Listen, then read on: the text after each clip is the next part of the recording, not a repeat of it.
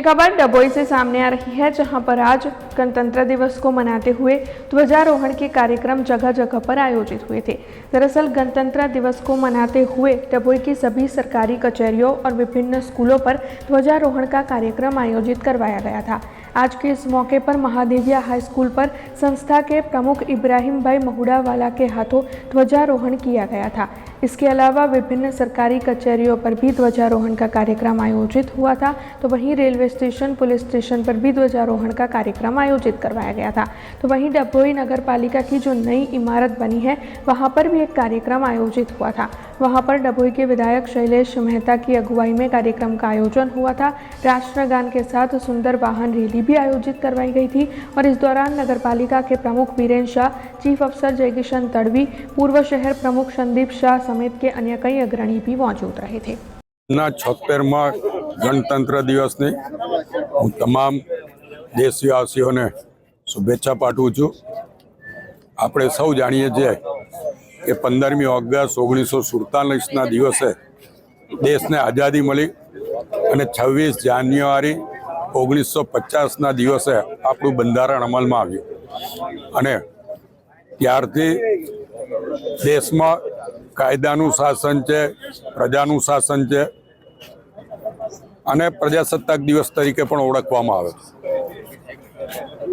આપણા બાબા સાહેબ આંબેડકરની અધ્યક્ષતામાં આ બંધારણ ઘડવામાં આવ્યું હતું અને એનો મુખ્ય સિદ્ધાંત જીવો અને જીવવા દો।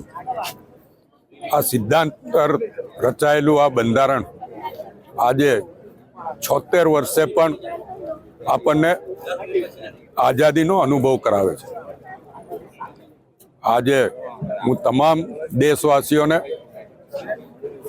અભિનંદન અને શુભેચ્છા પાઠવું છું અને જે રીતે આપણા બંધારણમાં કહેવામાં આવ્યું છે એ પ્રમાણે બંધારણના કાયદાના અમલમાં આપણે સૌ કટિબદ્ધ બન્યા। આઝાદીનો મતલબ સ્વચ્છતા ના હોય, આપણને બોલવાની આઝાદી આપી છે પણ સમજી વિચારીને બોલવું જોઈએ।